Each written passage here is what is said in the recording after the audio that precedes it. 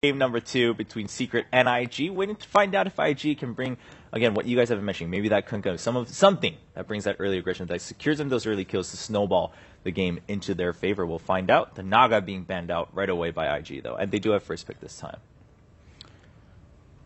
Let's see if Secret are up for letting through the Lesh. So far, 100% win rate. Both times has been played support, right? which is actually interesting. It was played support by LGD because they got mega counterpicked on Core Lesh, so they were just like, okay, we'll support. And the other one was in the wildcard round played by Vega against Archon. Yeah, I want to say it was Vega. It was the Ursa game. Yep. Mm-hmm. And I think so mainly like available. teams coming in this event, they feel like, okay, Lash Rock is something that everyone's going to be looking at. So everyone's thinking, maybe you take that and some team is going to have like tons of way to counter it. So It's true. a good solution would be to just make sure that it goes to the support position. Then it mitigates a lot of that idea. Yeah, that's true. I mean, at this point, because so many people are expecting it, it's actually another different mind game of, hey, if we pick it, is it going to be core support? We've already had 2 support games like you guys mentioned. Definitely something to consider now.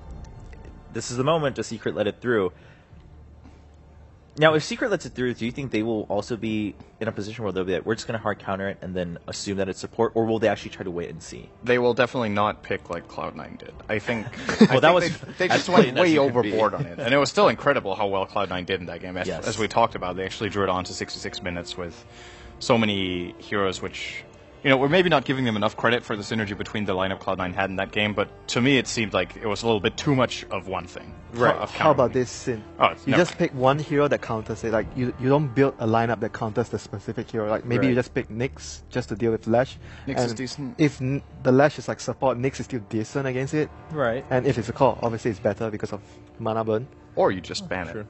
Yeah. Oh, the Viper got... I mean, well, the Viper's always been kind of a second phase ban for... against the Quap most of the time. Because if you pick Quap and you don't leave Viper... I mean, if you leave Viper in the pool after, like generally the opposing team would try to pick Viper against Quap. Yeah, so Secret, one of the first teams we're seeing, at least here on the mainstream, to secure that right away after seeing Quap. I mean, in general, I guess we haven't seen Quap really either. They banned it as well. Like the last game, when they picked Quap, they banned Viper in the second phase. So it shows you the mentality of the team. You know, they don't want Viper against Quap, and when they pick it, they try to make sure that it doesn't happen to them as well. It seems this pairing of cores for Secret is one they like to go to, the Gyro plus Viper. They've used it multiple times before. I guess the idea is that Viper is a very tanky frontliner, so Viper forces a fight to happen where the enemy team has to engage onto itself, and then that sets up for a really easy call down, some good flat cannon burst, and just generally draws attention to itself across the game so that the Gyro can get farm. And it's also lane dominator. Yeah, lane dominator, and it's less farm dependent too. So Gyro can take the whole map, and it's okay because the mid laner doesn't need to get a lot of items. So I like that pairing. Generally, they pair Zai into a team fight composition hero when they have Viper and Gyro, like Darkseer.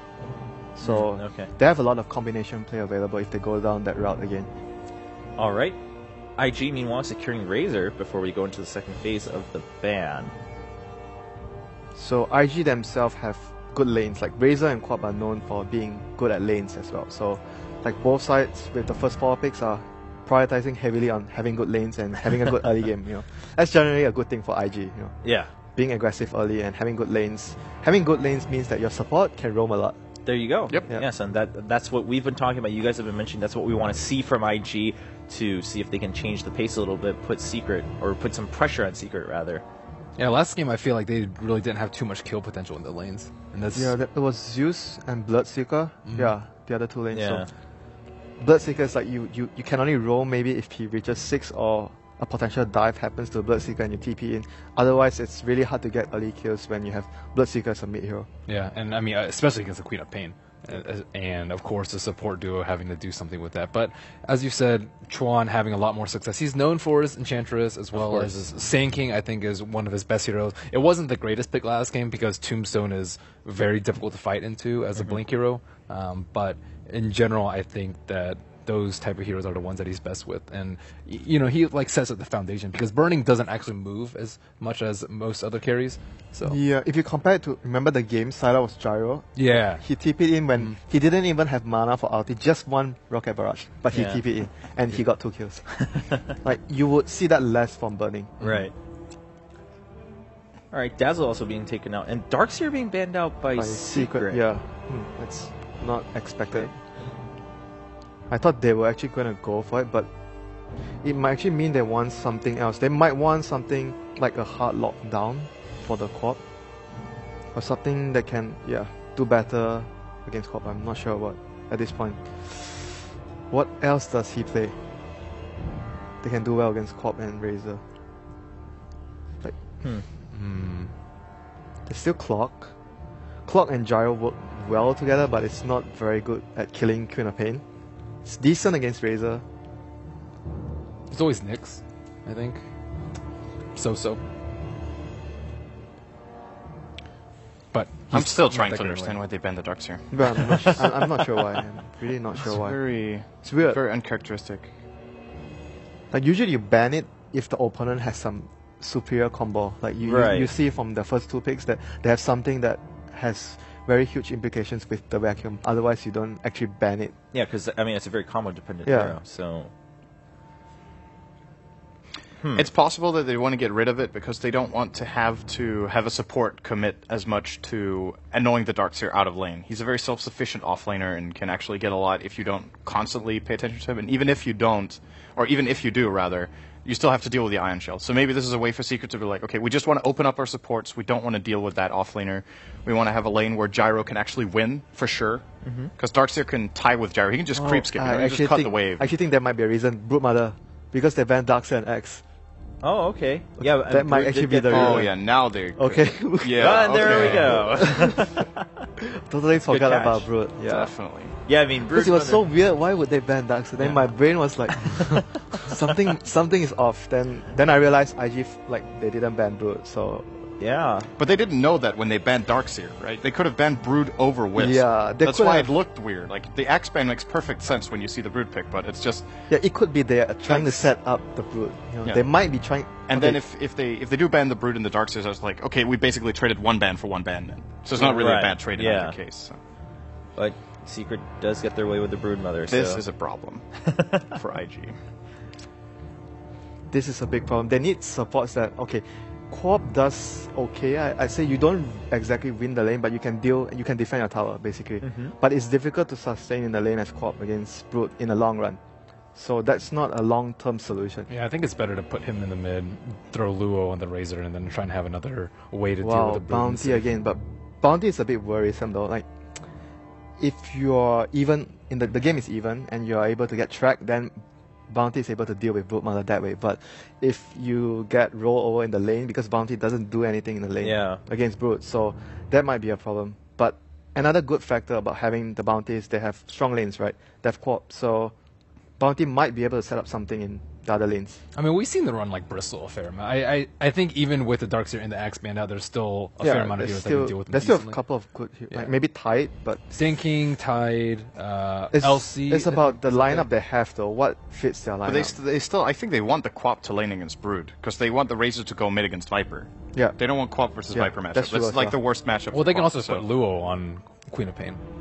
If they they could run an offlane Quap. Yeah, it depends on I just think the Queen versus Brood matchup is not that good for It's not that good, but it's also not awful. So if you have like one support that can help out a little bit in the start, give Quap a head start, then you could probably work around it. And, we'll see. Well, okay, now it's hard for Quap. It's hard. This is a problem for Quap. This is Spirit Breaker, which means that the other lanes would have problems too. So like both sides have one roaming support, Bounty versus Spirit Breaker, but it will see who has the better lanes. And for now, I feel Secret has more flexibility in the lanes because Broodmother is a problem. They have to assign a dedicated hero for the end.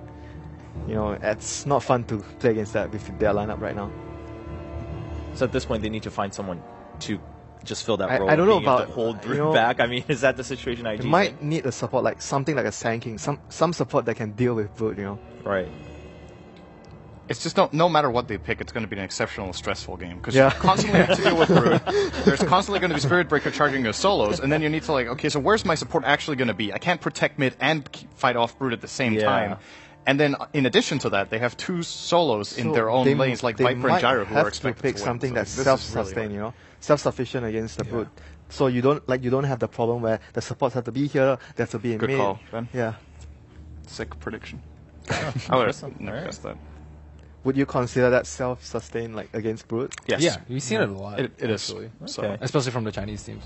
It's just leave Bristleback alone and focus on the other lanes. It's pretty much a 4-on-4 and a 1-on-1 in the Yeah, bottom. but without the IO, I think he might run into mana problems. Might want to get like sometimes you see players get an early bottle, like something to address that issue because you're up against Brute. Mana is always a thing that you're going to be constantly using in the lane against the Brute lanes. Yeah. Okay, Bane being bent out again by Secret. But in general, I think you want two heroes that can deal well with it. I guess Queen of Pain and Razor can. Yeah, they are like sort of okay with the spam they have to deal with the Brute link. So I'd say, all in all, their lineup at the moment seems alright against Brute. I mean, the cost obviously is alright.